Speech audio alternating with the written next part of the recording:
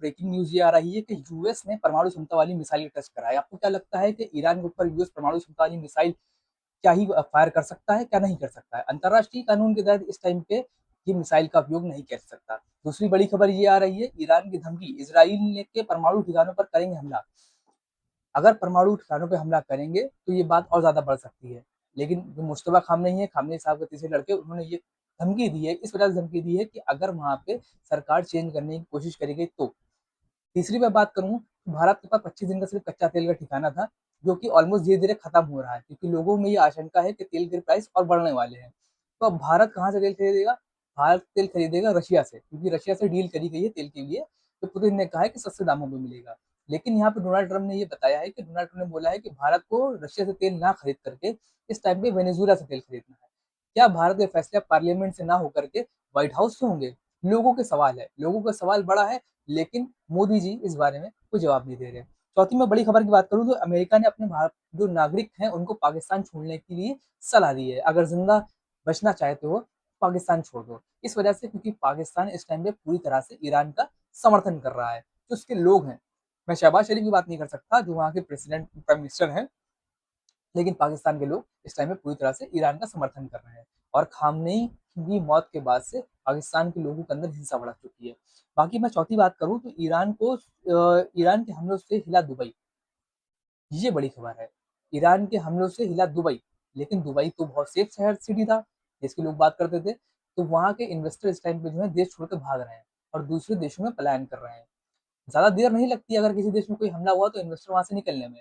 आप जैसा कि जानते हैं दुबई एक विकसित कंट्री है, लेकिन वहां के सिर्फ इन्वेस्टर की वजह से, अगर इन्वेस्टर नहीं होंगे तो दुबई नहीं होगा। चौथी पांचवी में बात करूं, पूरे मिडिल ईस्ट में खौफ इस टाइम पे। 100 घंटे में ईरान पर बरसा 200 बम बरसा है। सिर्फ 100 घंटे के अंदर 200 बम बरसा दिए ईरान के ऊपर इसराइल और यूएस ने मिल करके। कहाँ तक ये सही है, ये बात आप और हम शेयर कर सकते हैं एक दूसरे से, लेकिन इस बात पे सवाल सिर्फ खड़े कर सकते हैं। लेबनान को इस टाइम पे गाजा पट्टी बनाने के लिए अमेरिका और इसराइल ने पूरी हथरास से हमला करके रखा हुआ है। लेकिन मैं कह सकता हूँ ईरान ईरान इस टाइम पे लगातार पलटवार कर रहा है, जबकि उसके ऊपर मिसाइल पूरी तरीके से ऑलमोस्ट खत्म हो चुकी है। लेकिन चाइना और रशिया का जो इस टाइम में बड़ा समर्थन मिल रहा है ईरान को, उसकी वजह से ईरान आखिरी तक लड़ाई करेगा। और मुझे लगता है जो वहाँ पे झंडा फहराया गया है, ब्लैक उतार के लाल झंडा, जिसको बोल सकते हैं जंगे बदर वाला झंडा है। जंगे बदर के झंडे का मतलब क्या होता है कि आखिरी दम तक वो लड़ाई करेंगे। जंगे बदर आपको नहीं पता, मैं बता दूं कि हिस्ट्री में, इस्लाम की हिस्ट्री में, पुराने इतिहास में 100 लोग सिर्फ थे जो लाखों लोगों से लड़े थे। और उस लाखों लोगों से लड़ने के बाद भी 100 लोगों की फतेह हुई थी, वो जीत गए थे जंग। इसलिए ईरान का ये कहना है कि वो आखिरी दम तक लड़ाई करेगा। और मैं छठी खबर बता दूं, भारत से लौट रहे ईरानी जहाज पर हमला। ये हमला यूएस का भी हो सकता है, ये हमला इसराइल का भी हो सकता है। उस हमले में 100 लोग लापता हो चुके हैं और इस लापता की वजह किसी को नहीं पता कि किसने हमला करा और लोग सारे गए कहाँ।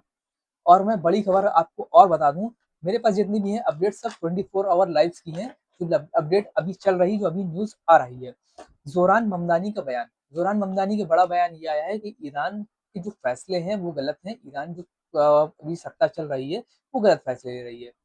तो उनकी राय भाई उनके हिसाब से आएगी, क्योंकि ये जोरान ममदानी को नहीं पता, न्यूयॉर्क के मेयर हैं जो कि अमेरिका में स्थित है, और वो बोलेंगे अमेरिका के फेवर में ही। कोई भी इंसान कितना भी खराब हो, लेकिन अपने घर वालों के फेवर में ही बोलता है।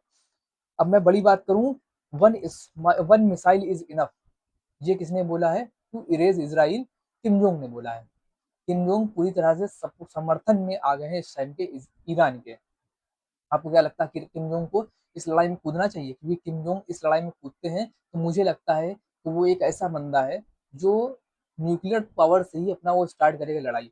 और वो अगर लड़ाई में आया तो पूरी तरह से इसराइल और यूएस निस्तो नाबूद और बर्बाद हो जाएगा। और जो मैं बात करूँ, बड़ी खबर ये है, स्ट्रेट ऑफ हॉर्मज जिसको नहीं पता, ये एक ऐसा जगह है, सी है, जहाँ से सारे देश एक दूसरे से व्यापार करते हैं। वहां से शिप आते हैं और एक दूसरे के मैं कह सकता हूँ इम्पोर्ट और एक्सपोर्ट करते हैं। और ये जगह कहाँ पे? ये जगह है ईरान के बगल में। तो ईरान ने ये बड़ी धमकी दी है कि अगर वहां से कोई भी शिप निकलता है तो उसको आग लगा देंगे। हालांकि वो दरवाजा वहां पे बैरिकेडिंग लगा नहीं सकता, समुद्र में कौन सी बैरिकेडिंग लग जाएगी। अगर वहां से किसी तरीके से रोकने की कोशिश करी तो उनके खुद के भी जहाज हैं जो इम्पोर्ट एक्सपोर्ट दूसरे दूसरे देशों से करते हैं। तो स्ट्रेट ऑफ हॉर्मुज को वहां से रोका नहीं जा सकता, लेकिन उन्होंने धमकी ये दी है कि जो भी जहाज वहां से निकलेगा उसको आग लगा दी जाएगी। इस वजह से एक दूसरे से इम्पोर्ट और एक्सपोर्ट नहीं हो पा रहा है। ये भारत देश के लिए खतरा, बाकी देशों के लिए खतरा। खतरा इसलिए है, जब इम्पोर्ट एक्सपोर्ट नहीं हो पाएगा तो चीजें महंगी हो जाएंगी, चीजें वहां पे हैं क्योंकि पर्याप्त मात्रा में सब जगह पे चीजें होती सारे देशों में। पर्याप्त मात्रा में हमारे पास कच्चा तेल कभी था, लेकिन कच्चे तेल अब हम रशिया से खरीद सकते हैं, लेकिन अब खरीद तो सकते हैं रशिया से, लेकिन डोनाल्ड ट्रंप का बड़ा बयान ये है कि भारत देश को वेनेजुएला से तेल खरीदना है।